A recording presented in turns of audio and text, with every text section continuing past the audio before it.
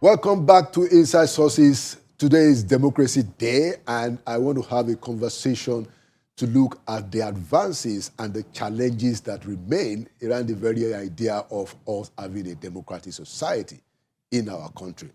To join me in that important conversation is somebody who is a pioneering human rights advocate in this country, who actually before the June 12, 1993 election has been very active around some of these issues, and is currently the Executive Director of Policy and Legal Advocacy Center that has been doing a lot of work, especially with the National Assembly. I'd like to welcome back to Inside Sources, Mr. Clement Nwankwo.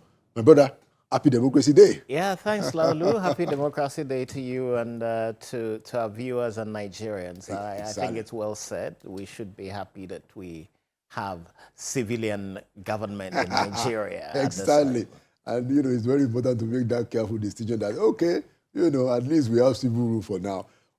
So let's take it off by saying that what's your own assessment since that time, 1993, when we had that big annulment leading to the Fourth Republic up until now?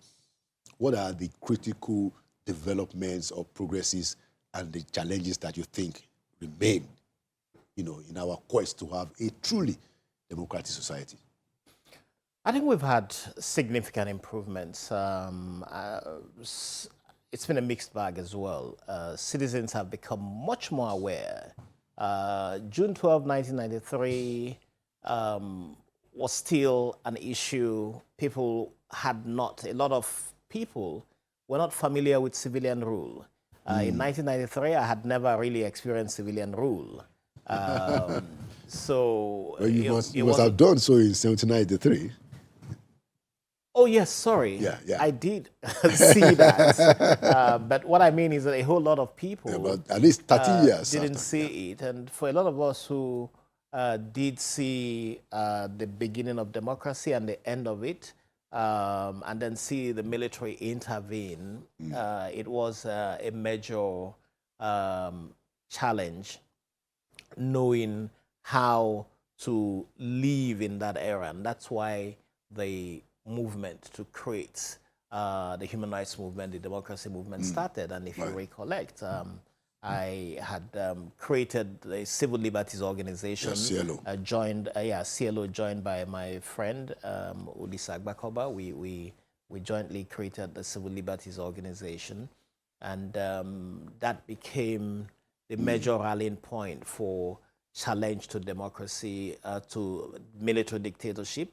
You did, of course, see more groups come on after the CLO was set up. And, of course, you did see the group NADECO, which was a major movement at the time that brought in both civil society and the politicians. And you were honored recently among the heroes of NADECO at the Lagos event a couple of weeks back. Yes, NADECO did have that event where some of us received recognition for the work that we had done, and we do appreciate NADECO doing the work that it did.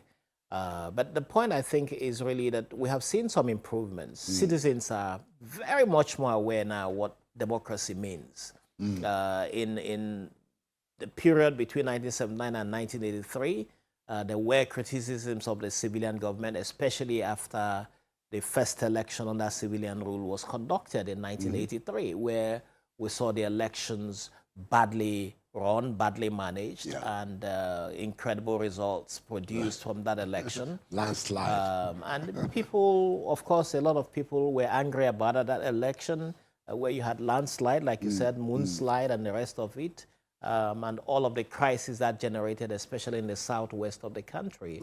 Ondo, Oyo, Bendel State, now been Edo and Delta, and Anambra, and some of those states at the time. So the anger wasn't organic, so to say. It was there, but it wasn't widespread beyond those who were politically conscious. Today, a whole lot of Nigerians are very, very politically conscious. the means of communication have expanded incredibly. Social media has brought to attention of everyone where we are in terms of our democracy. And so people are much more inquisitive, asking more questions about where our democracy is headed. And I can tell you that I think a lot of people are deeply worried about where this democracy is headed. And I think that that's part of the progress we have seen, that more people are conscious, and so they are asking questions.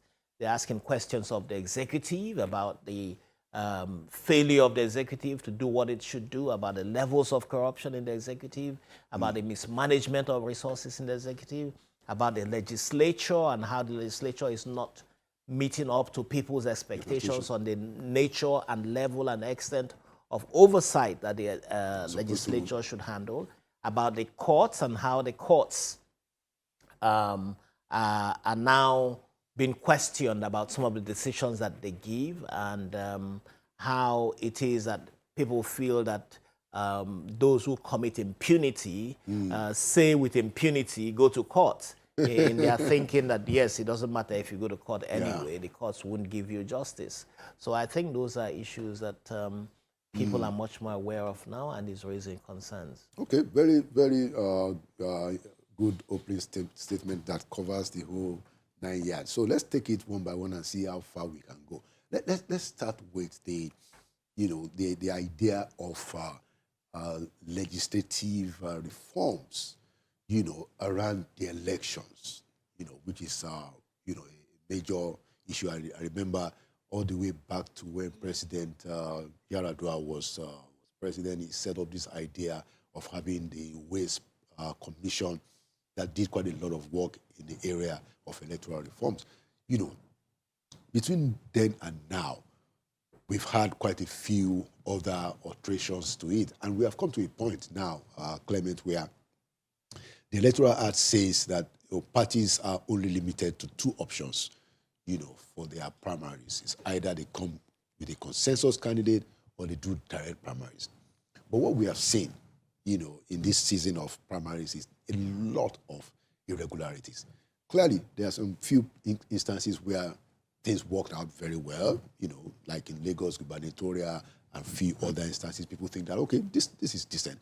But by and large, beyond that, for the most part, whether it's APC or ADC or NDC, you see politicians really behaving even below the expectations of previous electoral cycles. As we are talking today, Clement, most people don't even know who are the candidates, for especially National Assembly. There is a controversy, even in the National Assembly, about who won, who did not, How do you respond to this? What's your take around all of this? I think the political parties, the legislature, INEC even, are complicit in the quagmire that we are in at this time. And I did remember the work that we did supporting National Assembly on a new electoral law. And I think that part of the recommendations from that committee was to have multiplicity of means of primaries, whether it is consensus or indirect primaries or primaries. A lot of the legislators felt that indirect primaries was skewed, expensive, okay, and, well, not a lot, because at the technical stage, everybody agreed on these 3 options. Right. But at a different level altogether, you now began to see some of those recommendations that the committee put forward being tinkered with. And the body of legislators didn't challenge that. Which is, for me, worrying.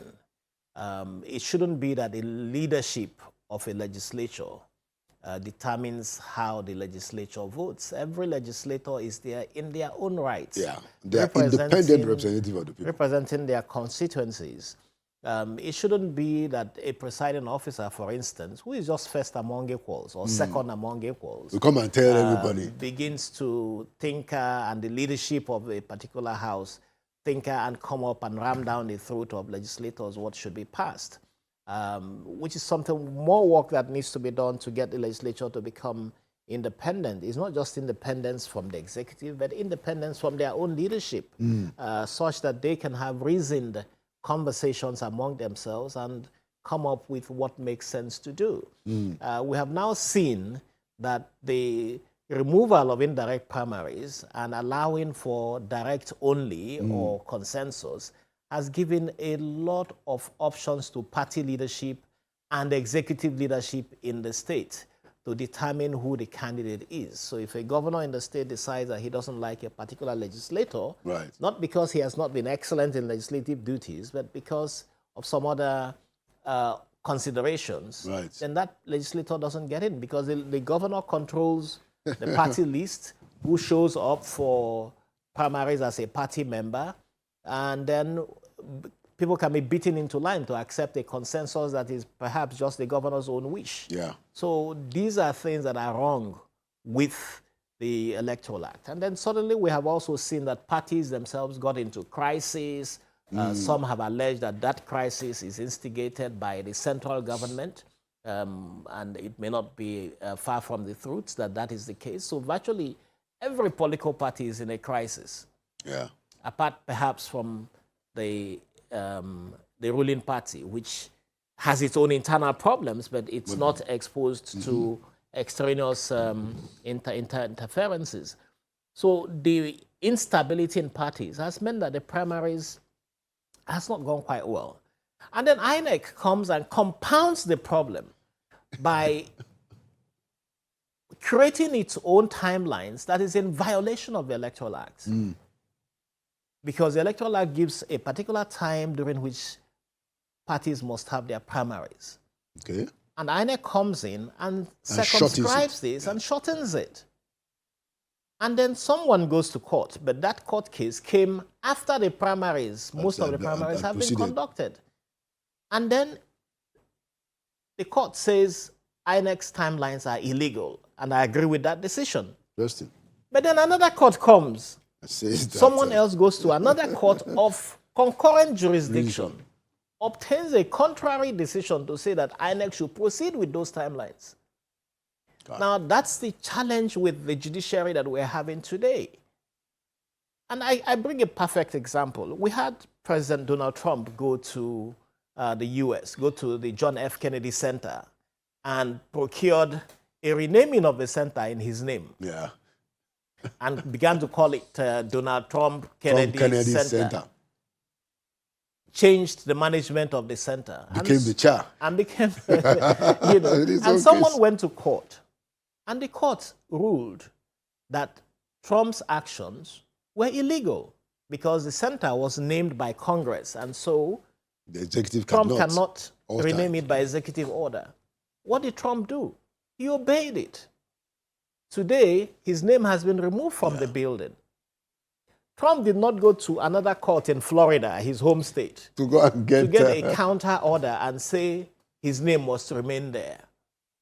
So when you have a situation that courts are being allowed to entertain matters that have been adjudicated on by courts of concurrent jurisdiction, then there is no further evidence of the collapse of the judicial system and rule of law than this. And that this is allowed to happen tells you where we are headed. And it's not just with respect to this particular issue of timelines. It's also with who is the leader of a party. You have counter orders.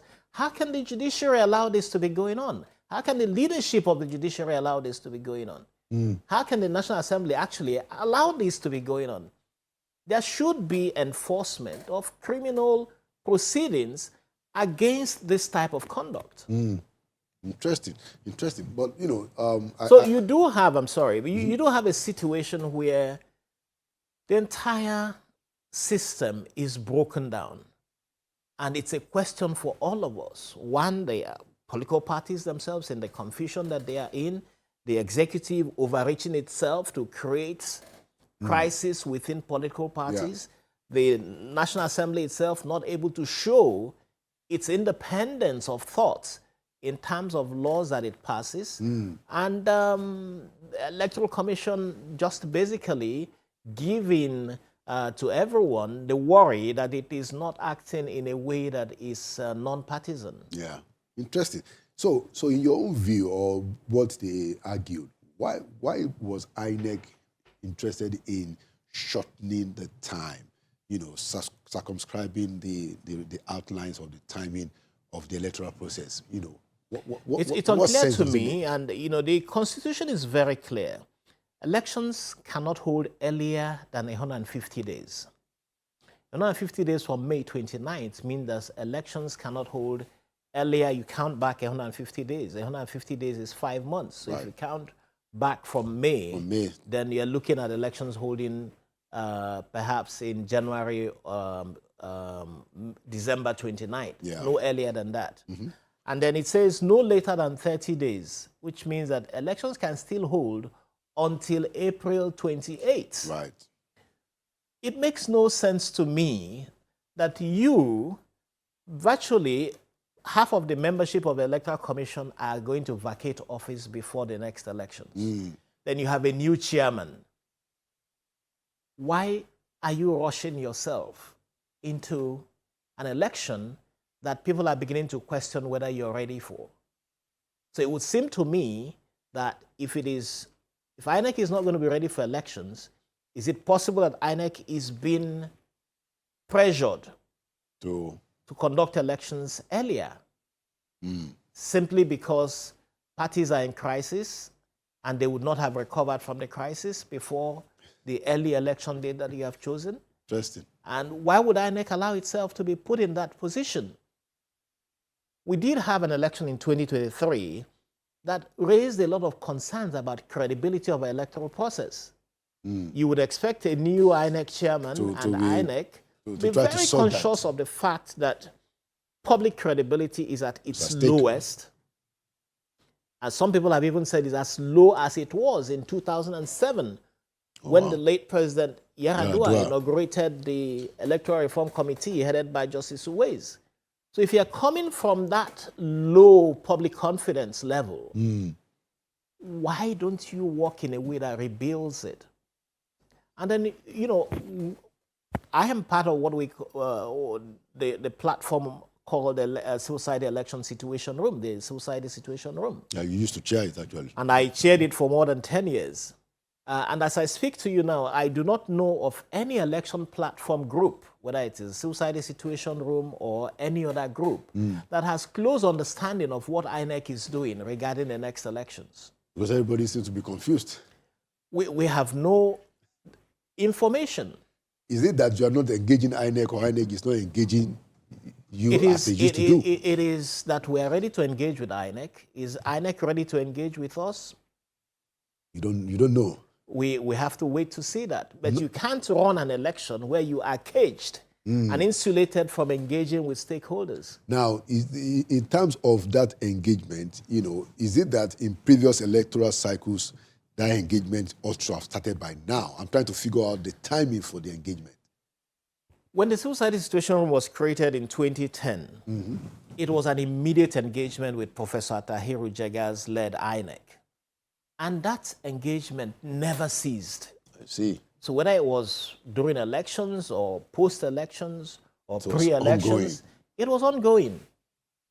So as we speak now, the folks like yourself in that community, you've not had any engagement with we've had engagement, but the nature and level of engagement, especially as you approach elections, this is what, 7 months to elections? Yeah. We have no understanding what INEC is doing. Yeah, well, but if you have engagement, why don't you raise the issues at those engagements that we don't understand what you guys are doing? Well, I think those things have been communicated. INEC has what it calls its regular briefing of civil society, but that's not the agenda. That's for the media. That's for the public. So you need something much more incisive and in-depth. You need something that is substantial and substantive, because around the current issues. Because for INEC to succeed, it must listen to citizens. Absolutely. And if it doesn't do so, it would be a shame, because they take the credit or discredit for what happens. Especially that, just like you said, we actually have a damaged, in my view, INEC just before Amukpito came in. And, I see Amukpito, this is my view, I see he's been struggling to try to get a hold of it. And then there are all these kind of controversies all over the place. Look at how the Supreme Court had to set him straight on the issue of ADC and all of that. I wanted to ask you, do you think that the new chairman, what's your view about the chairman of INEC, the new chairman? Do you think that he's compromised? All I can say is that it's important to engage. And if the INEC chairman engages, then it is easy to form an opinion about him and the commission generally. For me, it's not a personal issue. Yeah, well, it's leadership. At this time, that engagement doesn't exist. And we can only raise concern that we do not know what INEC is doing as we speak. I mean, the relationship is friendly, but you have to get inputs from stakeholders, and you have to receive feedback on what you are doing from stakeholders. One of the very brilliant things that Professor Atahiru Jega did was to work with civil society in a forum that was called a Technical Advisory Group, which was a select number of people who gave him feedback on what is going on with the commission and the public.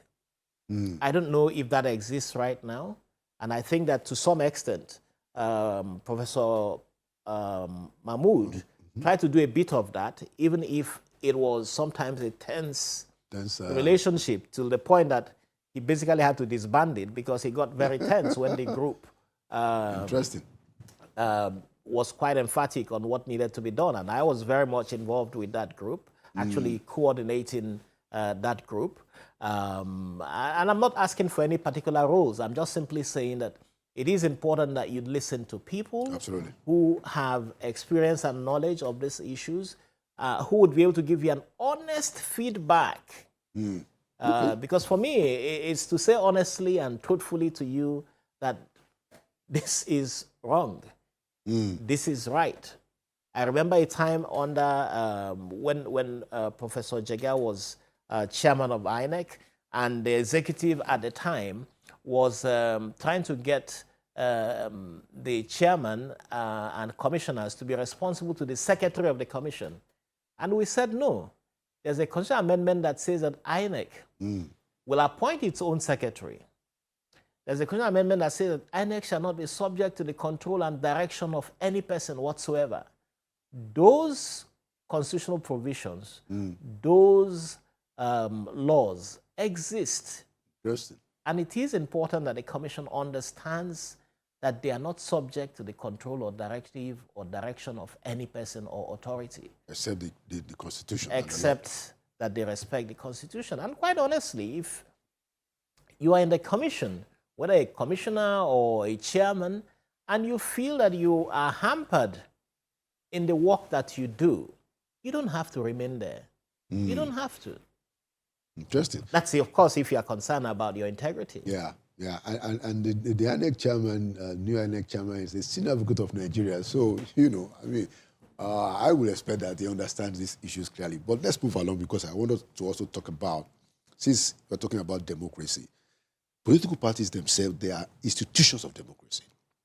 That's the old idea. And that's why internal democracy in the parties are critical. Now, there's a video that is going on. I hope you've seen it. The National Secretary of APC, said in the video, a fallout of these primaries, that, we're in our own parties, you don't do primaries. It's not through primaries that candidates emerge, that it's the leadership. I wanted to ask you, and with all that we have seen, what is your own assessment? What else can we do to compel political parties to behave democratically? You have a national secretary saying that, well, in our party, we just speak, the leaders speak. And then, of course, you have the rulings of the judiciary that also says that, internal issues of the parties are up to the parties. But the parties are not behaving democratically. How can we have a democracy when the political parties are not behaving democratically, Mr. Clement? The process of selection or election of candidates for during primaries or for them to contest elections, it cannot be exclusively resident in the political party leadership.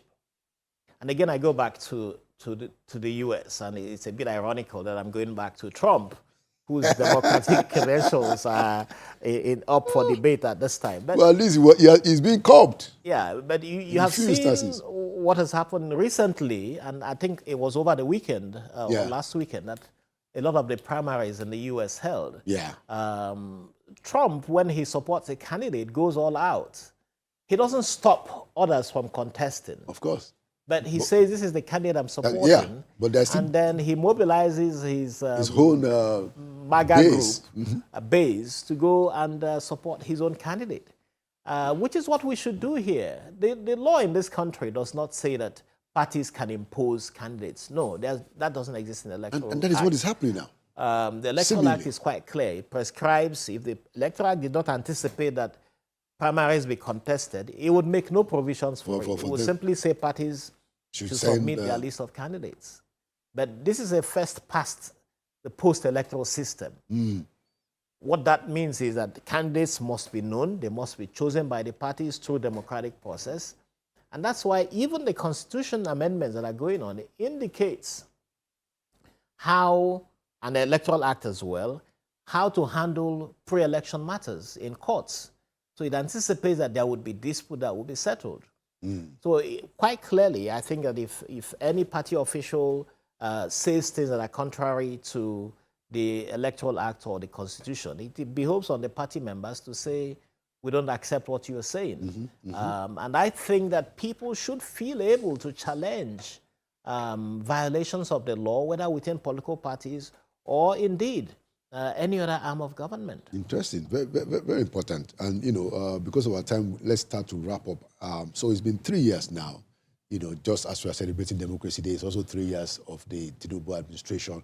You know, I want you to, as somebody that, you know, pioneered human rights advocacy, you know, transparency and accountability in this country, in terms of those two important indices, transparency, accountability, which are critical to democracy, how do you rank the Tinubu administration? For instance, in their relationship with opposition parties, you know, in their relationship with the media, have we seen more transparency? Is the government showing us that it wants to be more accountable? What's your view? Final question.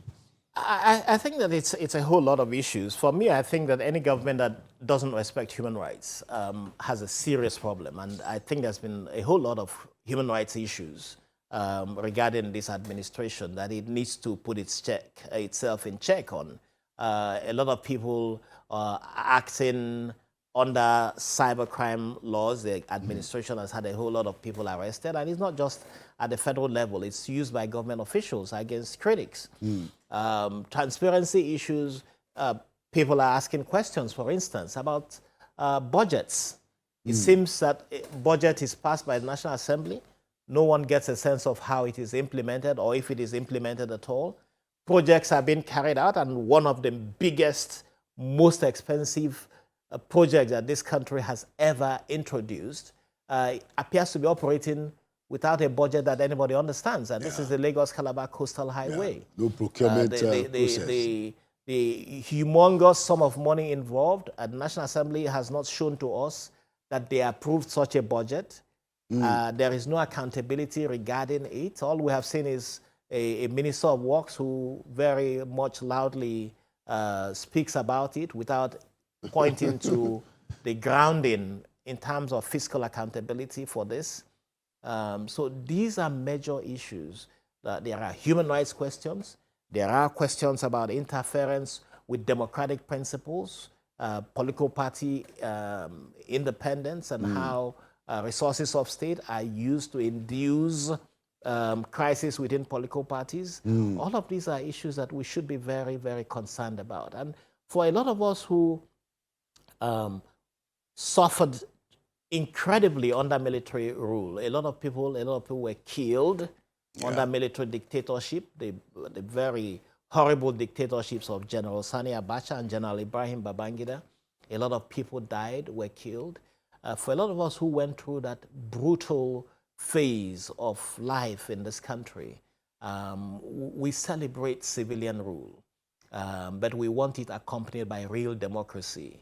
And whether we have real democracy today is up in the air, and that's what a whole lot of people are demanding, that our civilian rule must be accompanied by democracy. And if our democracy is destroyed by lack of proper voting, by a failed electoral system, by abuse of human rights, by lack of accountability by government, then it means that the struggle for the ideals of June 12 have not been realized yet. Interesting. And it's quite significant to say that, because we have a president who was with you, during those struggles of which you speak, and... I wouldn't say anything about where the president was, but I must say that a lot of us who were in this country, who were imprisoned, who were shot on the streets, and who were determined to remain in this country to see to the end of military rule, are not happy about where civilian rule is today, and how much of this civilian rule has democracy infused into it. That's what I can say regarding where we are today. And I agree with that, because during that event, as we close, that Nadeko event, where people like you were honored, somebody asked one of the journalists that was went to jail, during that time, that is this the democracy that you guys, went to jail and suffered, for? Of course, the answer was that absolutely no. And he said that he's sure that some of the generals will be having a good laugh. See, look at what happened to you guys. So, yeah, no, certainly. I think that a lot of people will ask the question whether this is what we thought we're going to have. And it's been a degeneration of some sorts, I must say, in terms of fulfillment of democratic ideals. When President Obasanjo took over power, you could see that you did have a legislature that could challenge President Obasanjo. Pushed him back on third term, effectively. Chubo Kadibo was Senate President. Kenan Amani was Senate President when they challenged the third term agenda and killed it. So it's a whole lot that is a question, when do you have a return of that type of legislative oversight that helps to push back against the tendency of the executive to be arbitrary? Interesting. Well, we look forward to that day. We'll keep on speaking up and raising our voices. Thank you so much, Mr. Clement Nwankwo. Thank you.